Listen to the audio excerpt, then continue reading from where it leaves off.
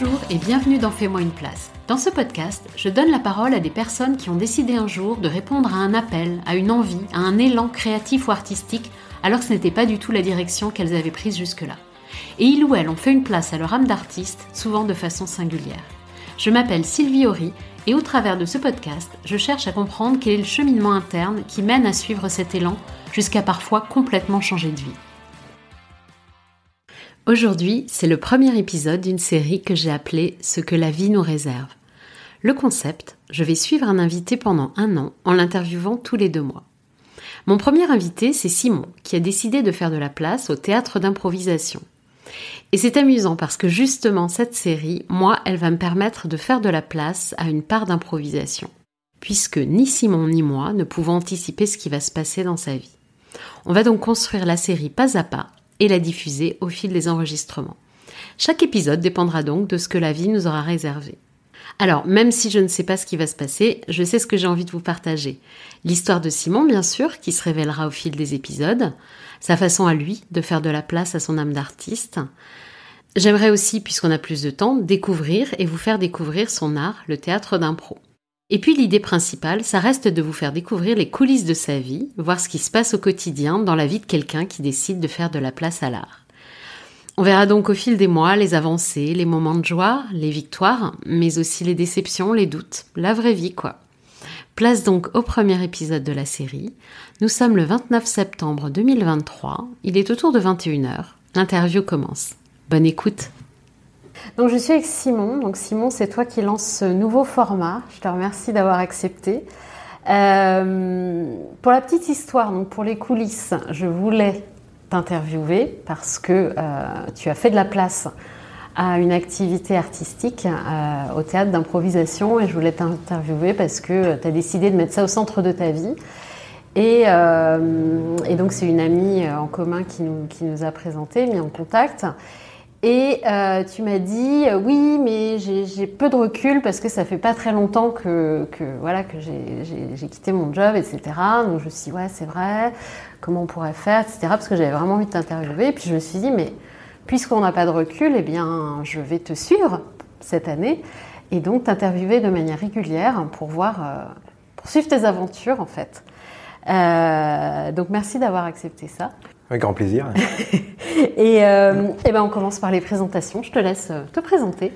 Très bien. Donc moi je m'appelle Simon Garnès.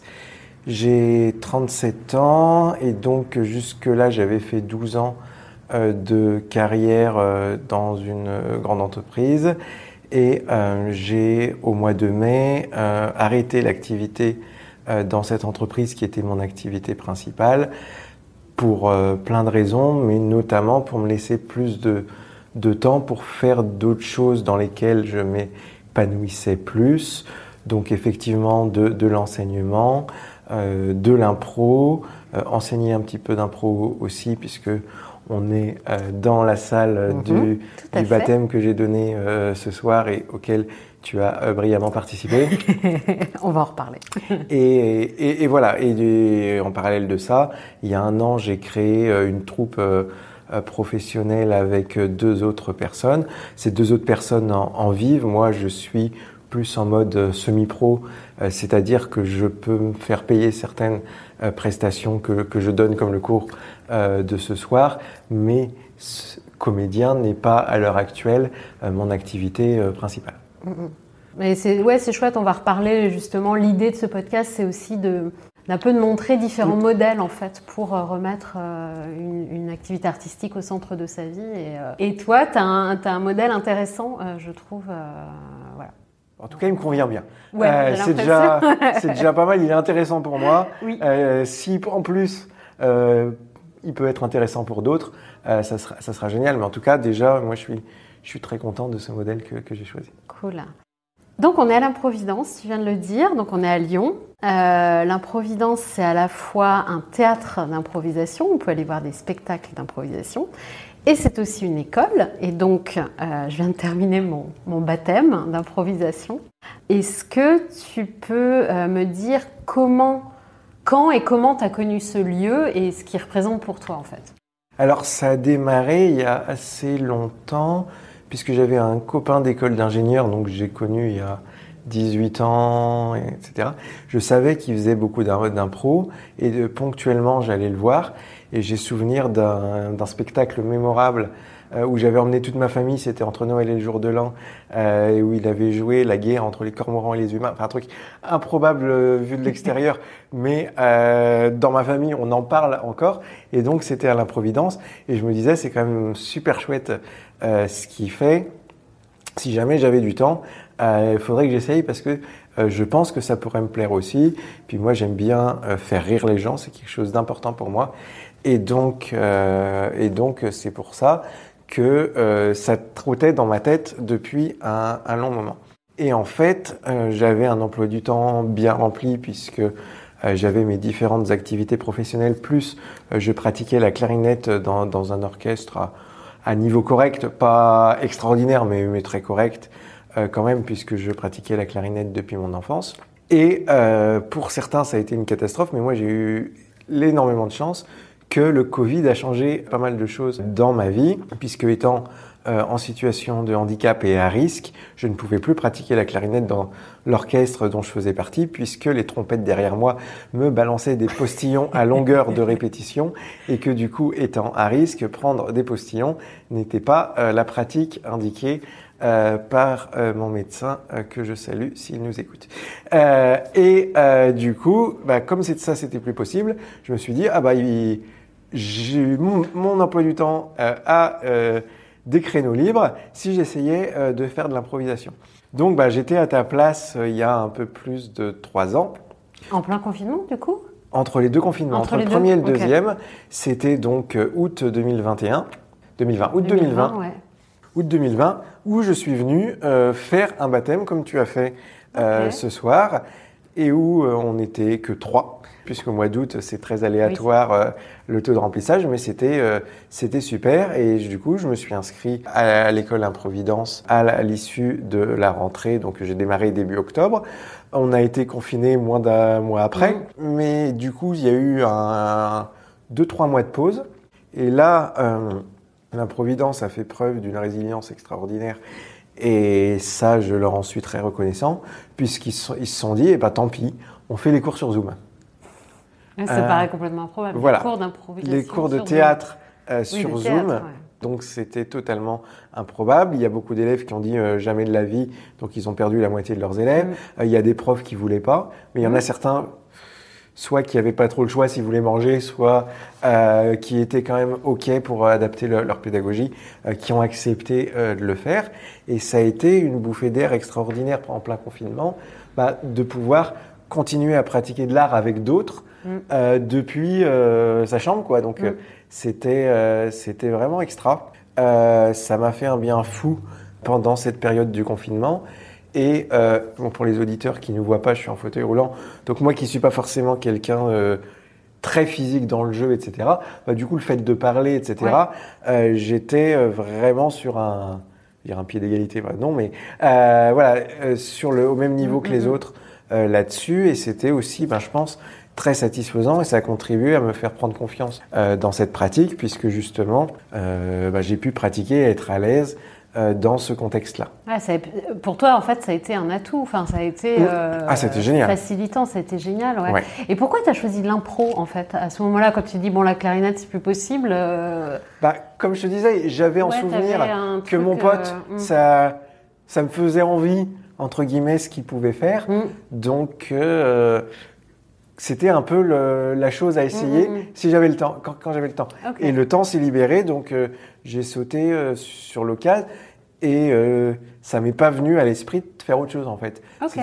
C'était vraiment ça, parce que, et j'avais une idée partiellement fausse, on va dire, je pensais que le fait d'aimer faire rire les gens, ça allait beaucoup m'aider, alors que finalement, il y a aussi un côté très fort sur exprimer ses émotions dans l'impro, qui je pense à titre personnel m'a fait beaucoup de bien aussi, puisque si on veut que notre personnage ressente des émotions, faut être capable de savoir comment nous on les ressent, comment on les exprime, etc. Et du coup, il y a eu tout ce travail personnel sur les émotions qui aussi m'a fait, je pense, beaucoup de bien humainement, et qui m'a beaucoup permis de me développer sur l'intelligence émotionnelle par rapport à l'avant-confinement. Tu m'as dit quand on a préparé le podcast que ça avait été une révélation par rapport à la musique en fait, que tu pratiquais avant. Oui, parce que effectivement, alors sans rentrer dans de trop longs détails, mais avec mes problèmes de santé, le fait de jouer de la clarinette avait à la base une portée de santé, c'est-à-dire développer ma cage thoracique et faire travailler ma cage thoracique. Et du coup, j'ai toujours eu cette relation un peu ambiguë avec l'art qui était la musique, c'est en même temps une contrainte pour la santé et en même temps un art où c'est sympa de jouer dans un orchestre. Et autant effectivement le côté jouer dans un orchestre me plaisait beaucoup, aussi pour le côté relationnel, etc., partager des choses avec les gens. Autant, quand on démarre à 5-6 ans, un côté un peu contrainte, souvent on le garde avec nous et c'est pas forcément... Et dans l'impro, il n'y avait plus ça en fait. Voilà, il y avait plus ça, c'était purement un choix parce que j'avais envie de le faire. Et donc du coup, ça a été plus favorable. Ce que je peux rajouter aussi c'est que malgré tout, depuis que j'ai démarré il y a 1 an et demi la comédie musicale improvisée, ce que j'ai appris en musique me sert quand même dans ce contexte-là, et que j'accompagne certaines comédies musicales improvisées à la clarinette. Donc tout se recoupe finalement, et tout le travail que j'ai fait à la clarinette n'est pas totalement perdu non plus, quoi. C'est moi en tant qu'artiste qui est capable aussi de participer à des morceaux improvisés avec la clarinette, que si j'avais pas eu tout ce parcours de clarinettiste, j'aurais été incapable. C'est quoi le moment le plus fort que tu as vécu en impro ? Je pense, comme pour beaucoup, alors est-ce que c'est le plus fort ? Je sais pas, mais un trait marquant. Je vais t'en donner 2-3 traits marquants si c'est pas triché. Je pense la première fois que tu montes sur scène quand même. Là-dessus, tu t'en souviens. Parce que t'as beau faire les exercices, c'est dans l'intimité. Là, on est dans une pièce où les rideaux sont tirés, etc. Personne te voit, etc. Et le fait de le faire devant du monde là-dessus, forcément, la première fois, ça te marque. Après, pour avoir fait beaucoup de scènes à la clarinette, finalement, c'est très vite passé, mais il y avait quand même ce côté marquant, et il y a des scènes de ce spectacle que je me souviens, alors que je suis pas capable de dire la moitié des scènes que j'ai fait hier en impro, parce que c'était un atelier, c'était comme ça, c'était moins marquant.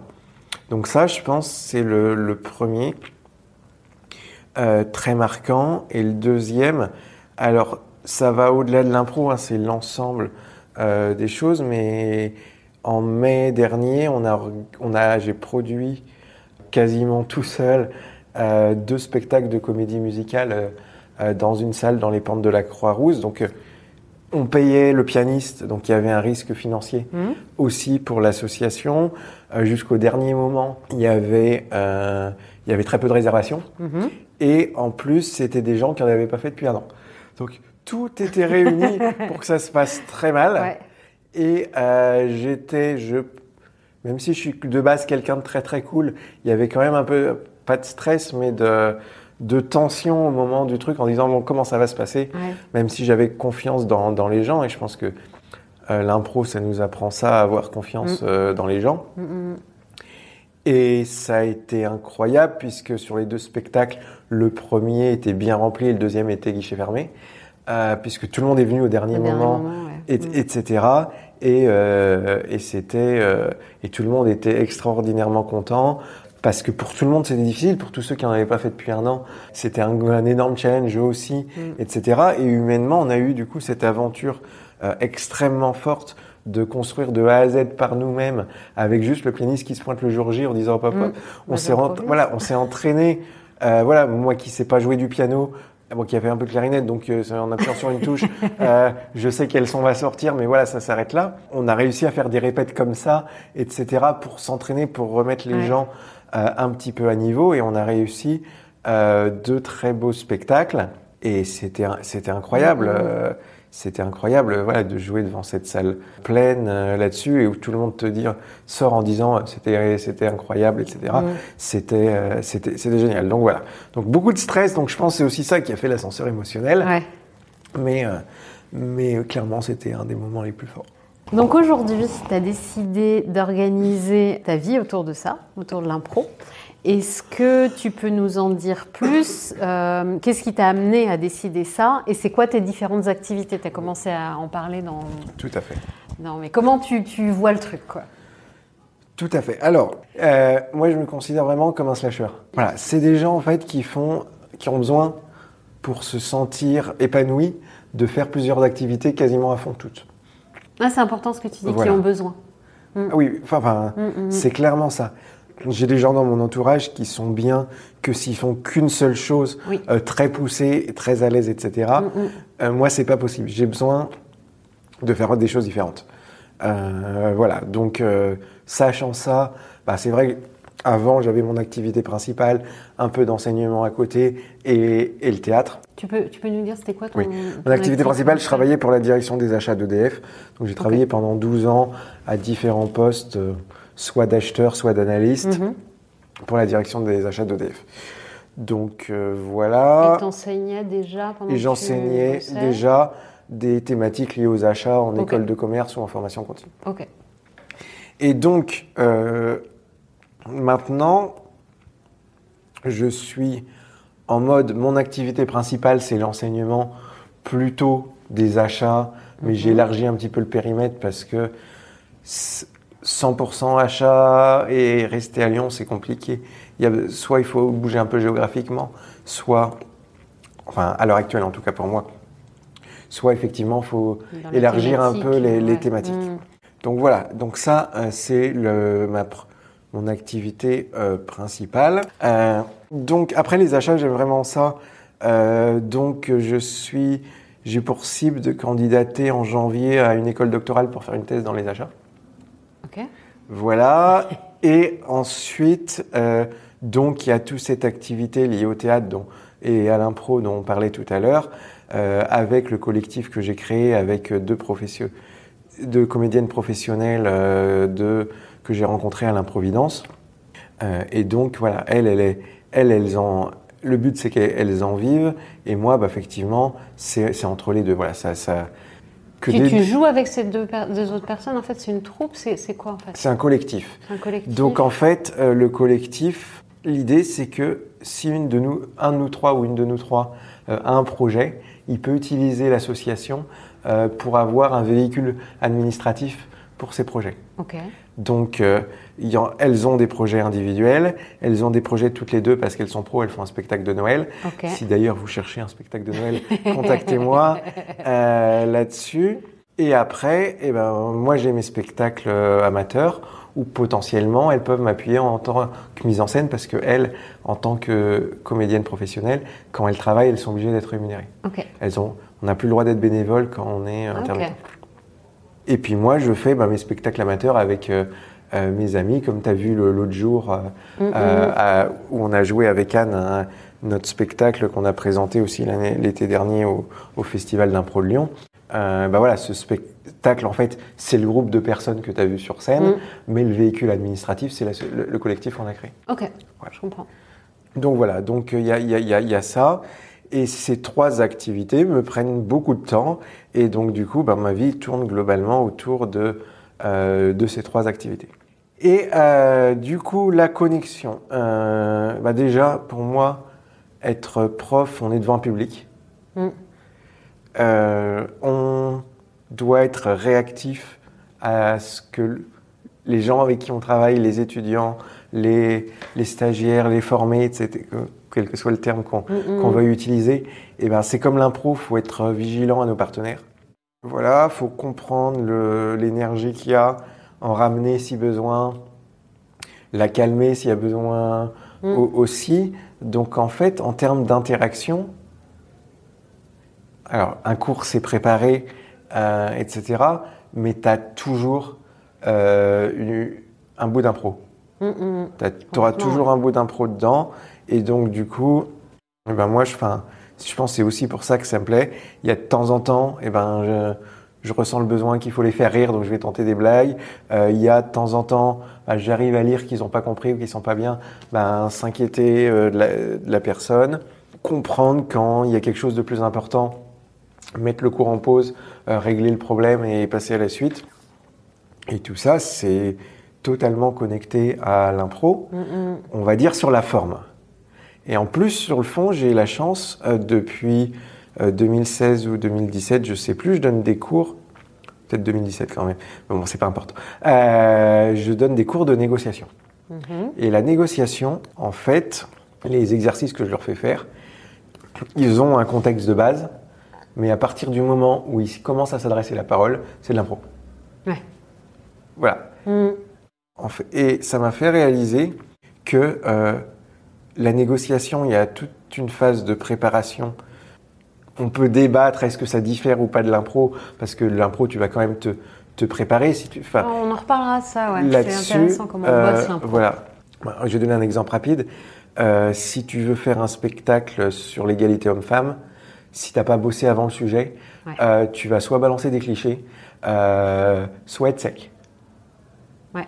Voilà, un exemple. Donc, voilà. Donc, pareil, si tu sais pas l'offre de ton fournisseur avant d'être allé en négo, tu vas avoir l'air très concis. Voilà. Donc, pour moi, il y a énormément de similitudes.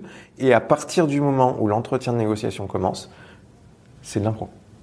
C'est les mêmes mécanismes. C'est écouter l'autre. C'est construire quelque chose ensemble. C'est trouver des solutions ensemble pour déboucher. C'est comprendre le non-verbal. Ouais, tu résumes bien ce qu'on a fait au baptême. Oui. Ouais, c'est comme si je l'avais animé. Voilà. Ouais, on se croirait. Mais voilà, c'est vraiment ça. Et du coup, l'improvidence m'a donné l'opportunité, et je les en remercie, d'animer en mai l'année dernière, ou en avril, je ne sais plus, un stage Apprenez à négocier avec l'improvisation. Ah, génial. Et là, pour le coup, on est dans le milieu, l'intersection des deux mondes. Complètement. C'est mon monde professionnel qui s'intersecte avec mon monde de l'impro et vice-versa. Et ça, c'est des connexions que je pense l'expérience va m'aider à mettre en œuvre, puisque à date, je suis plus convaincu que l'impro peut beaucoup aider sur les soft skills que sur les compétences plus techniques métiers. Voilà. Trouver les marchés publics, comment le faire avec de l'impro, j'ai pas encore la solution. Voilà. Mais je pense qu'il peut y avoir des petites choses. J'ai un cours à la fin de l'année sur travailler avec les parties prenantes. Donc les interlocuteurs internes, etc. Voilà. Là, on peut mettre de l'impro.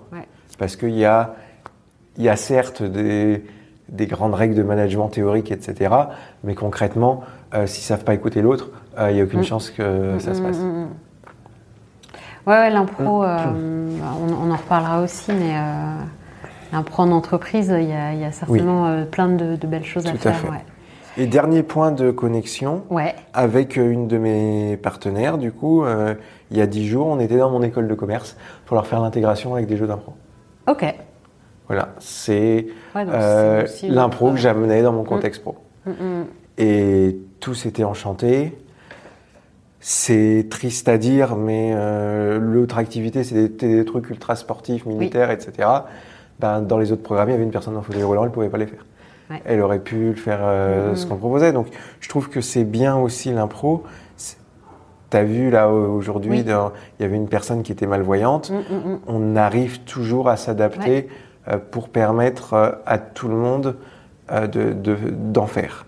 Je sais qu'il y en a qui vont en faire dans des EHPAD. Enfin, voilà. Il y en a qui font avec des gamins de 4-5 ans. Enfin, en termes de spectre d'âge, en termes de spectres sociaux, en termes de capacité physique, on peut quasiment toujours faire de l'impro. J'ai eu quelqu'un qui, je pense, avait des déficiences intellectuelles. Elle a pu le faire parce que c'était pas quelque chose qui demandait une réflexion très poussée. C'était d'être dans l'instinct et il n'y avait pas de souci pour cette personne. Donc voilà, donc c'est, je pense, une activité très saine et qui amène beaucoup humainement et sur la connaissance de soi aussi. Puisque je vais t'interviewer, on s'est dit à peu près tous les 2 mois pour te suivre, comment tu vois l'année à venir ? Qu'est-ce que tu as envie de vivre en fait pendant cette année ?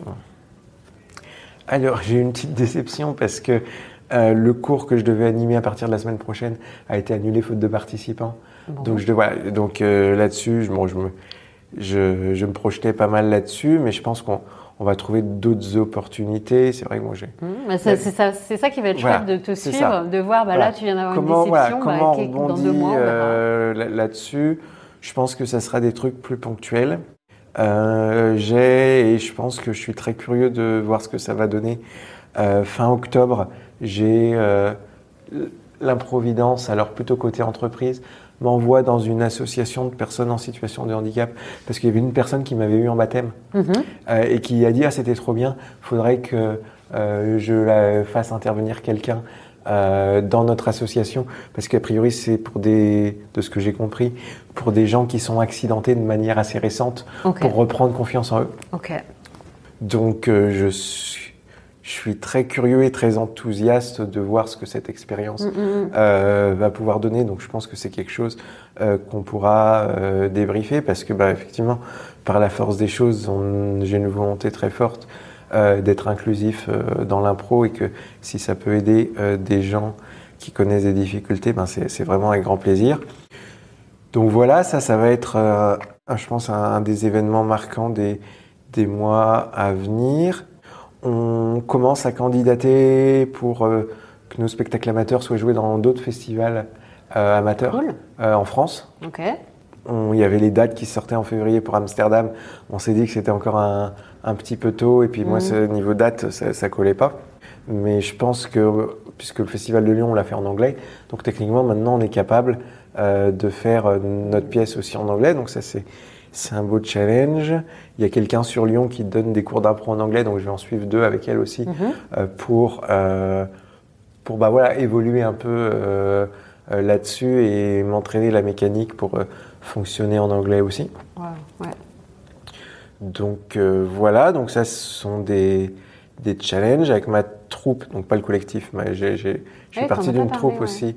Donc là, c'est purement amateur, entre guillemets, mais on a un gros spectacle le 24 novembre où on fait venir une troupe de Valence et une troupe de Cannes.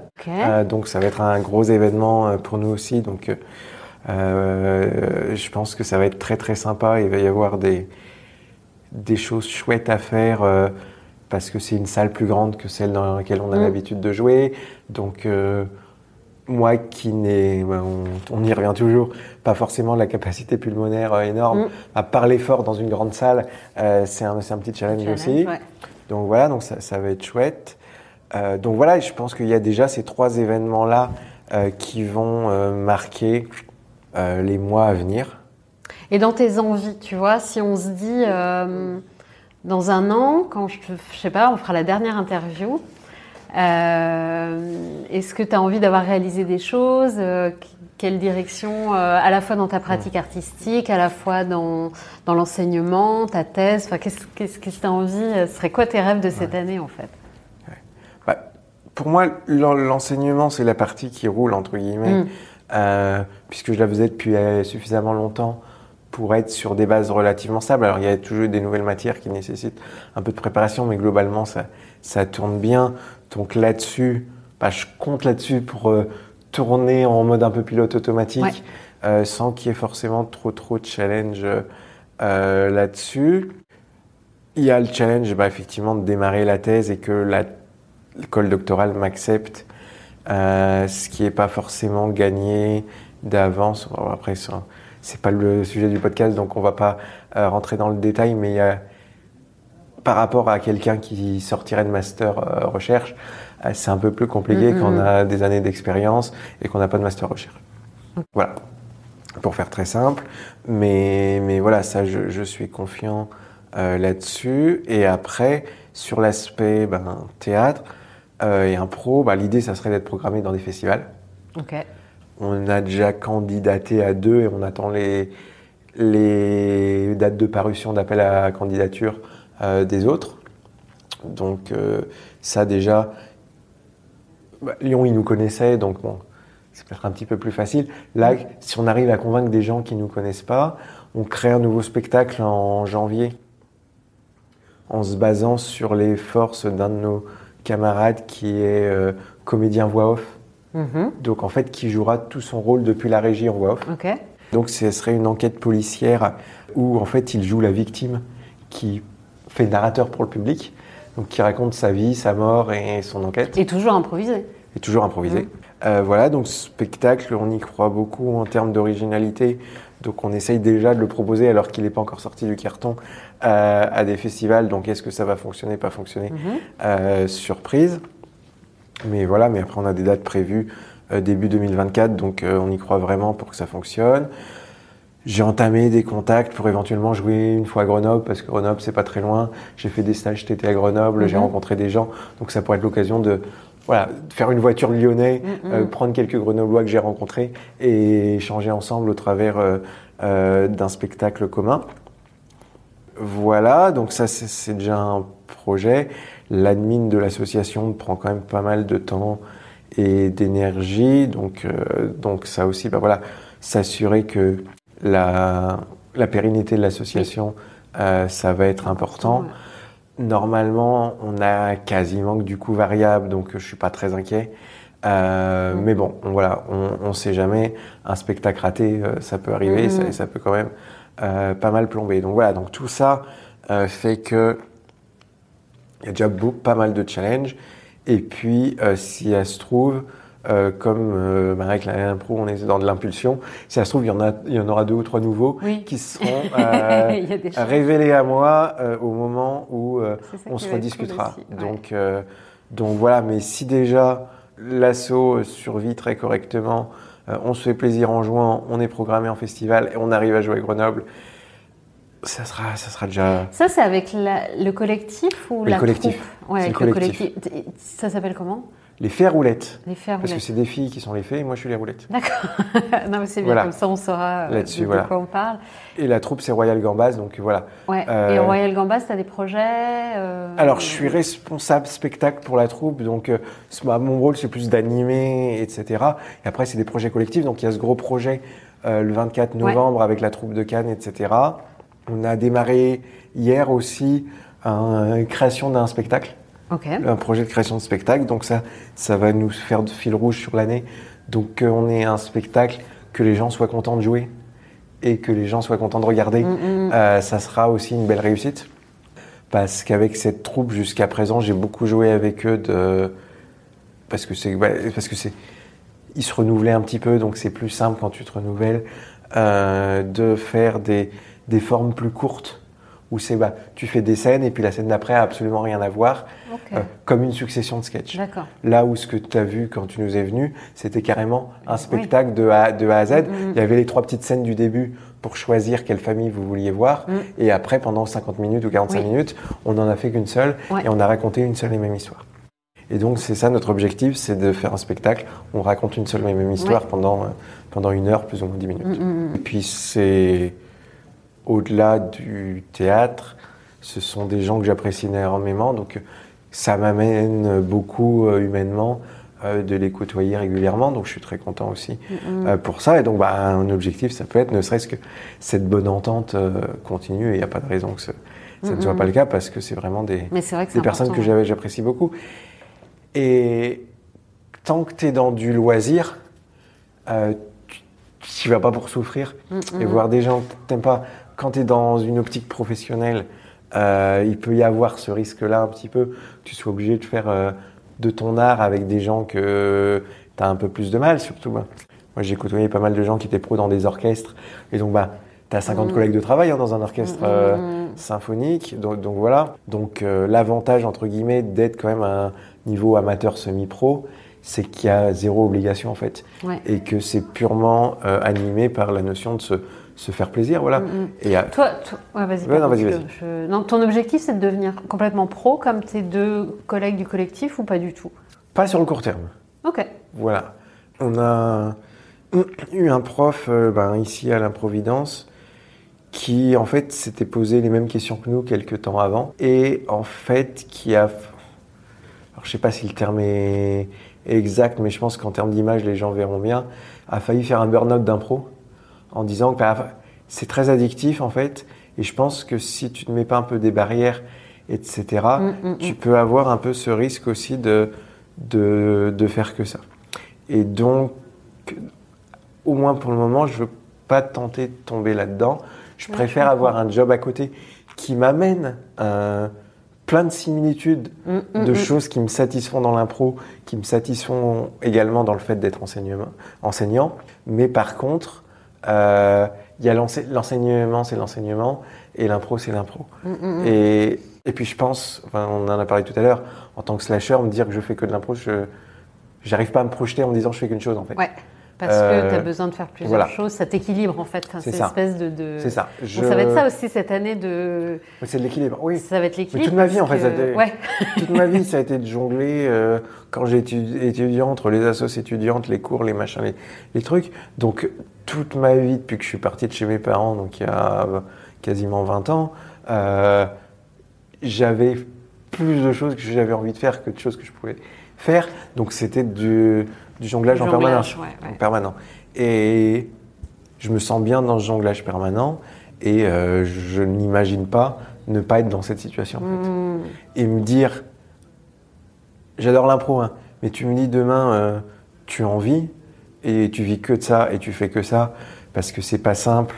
Et du coup, je pense que si on veut en vivre, il faut être à 150% dessus. Je pense que ça nuirait à mon équilibre global. Donc en fait, c'est même pas une question que je me pose, c'est en faire beaucoup parce que ça me plaît, oui. Faire que ça, non. Du coup, qu'est-ce qui t'a amené en fait à arrêter ton job d'acheteur ? Alors c'est, comment dire, le job en lui-même était pas inintéressant et je travaillais beaucoup avec un collègue que j'apprécie beaucoup, donc il y avait plein de côtés positifs. Mais en fait, l'organisation me donnait l'impression de ne pas avancer. Ok. On va simplifier. Et il s'est passé un truc, en fait, il y a 2 ans, entre 2 confinements. J'ai participé, comme tous les cadres de 35 ans, à un concours pour être identifié comme cadre à haut potentiel dans l'organisation. Je suis allé en finale, et c'est un peu plus compliqué que ça. Mais globalement, ils m'ont recalé parce que j'étais trop humain. T'étais trop Humain. Humain ? Oui. Leurs termes, pas les miens. Ok. Et que pour eux, du coup, je serais incapable de prendre des décisions difficiles. Ah, mais c'est dingue. Ouais, voilà. Et en fait, ce jour-là, j'ai su qu'en termes de valeurs, on n'était pas alignés. Et que du coup, il n'y avait pas de futur pour moi, au-delà du poste dans lequel j'étais, qui pouvait durer de 2, 3, 4 ans, parce que effectivement, le rythme était cool, je travaillais avec des gens que j'aimais bien, et c'était plutôt intéressant, ça m'amenait de la matière pour les cours que je donnais. Donc voilà. Et du coup, je me suis dit, allez hop, hop, hop, tu te plais plus là-dedans, il y a un truc à côté qui te plaît bien mieux, vas-y, et là-dessus. Faut savoir quand même que physiquement, mon corps me passait des messages, puisque quand, pour ma boîte, je devais me lever à 7h, j'y arrivais pas. Quand je devais aller en cours en me levant à 6h, j'y arrivais. Et ça a aussi m'a beaucoup fait réaliser que, que il y avait un certain mal-être, même si, enfin, je veux pas donner l'impression que je me plains parce que j'avais quand même des conditions très confortables par rapport à beaucoup de gens qui galèrent beaucoup plus. Donc voilà, voilà. Mais cette situation, même très confortable, ne me convenait plus. Ne te convenait plus. Ouais. Voilà. Mais du coup, l'idée, est-ce que c'est... tu t'es dit, du coup, si j'arrête mon job salarié, je vais avoir aussi beaucoup plus de place pour mon art et pour ce que j'ai envie de... Alors, je pensais oui. Et en fait, je me suis rendu compte d'un truc. Alors, ça va te faire marrer, mais je pense que ça fait marrer tout le monde quand je le raconte.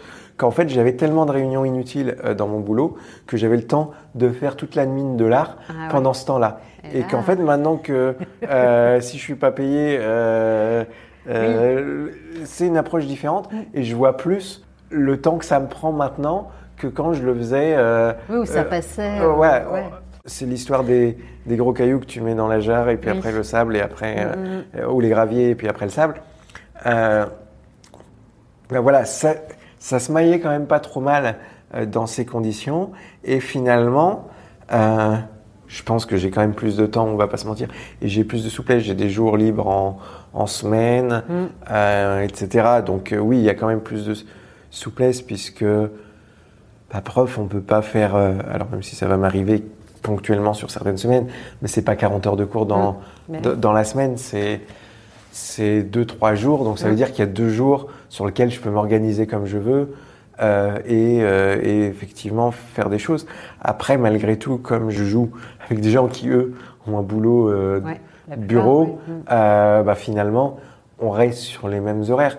Après, avec ma partenaire d'effets à roulettes, on enregistre aussi un podcast, et on peut faire le podcast en journée, il y a un peu plus de souplesse là-dessus, mais c'est à peu près tout. C'est quoi ce podcast? Je ne savais pas. C'est... Oui, j'ai pas tout dit. En fait, comme à la base, c'était ma prof pendant le confinement, et puis qu'elle est pro et que moi je suis amateur plus, on va dire ça comme ça, on a gardé un peu ses positions. Et du coup, je lui pose des questions sur des thématiques, mais avec mon regard quand même plus éclairé qu'un débutant. Sur des thématiques liées à l'impro. Donc ça va être jouer les émotions, ça va être jouer avec de l'engagement. Donc voilà, on a ce podcast. Cool. On se donne rendez-vous dans 2 mois. C'est ça. On verra. Tu veux qu'on bloque le créneau tout de suite? Ouais, on va faire ça. Et puis, ce qu'on disait, je pense qu'on va, à chaque fois, on traitera d'un thème qu'on n'a pas le temps là d'aborder, parce que c'est un format plus court. Et peut-être la prochaine fois, moi, j'avais envie d'aborder l'impro dans la vie de tous les jours, en fait. À quoi ça peut nous servir. Avec plaisir. Voilà. On se revoit dans 2 mois. Oui. On prend des nouvelles dans 2 mois. Merci Simon. Avec plaisir. Bonne soirée. De même. Ciao.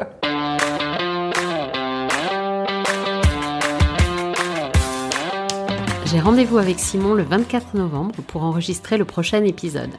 S'il y a des questions que vous avez envie de poser à Simon, je vous propose de me les envoyer via l'adresse mail que je vais mettre en descriptif de l'épisode et je les poserai à Simon. J'espère que cet épisode vous a plu. Pour ne pas rater le prochain, n'oubliez pas de vous abonner au podcast.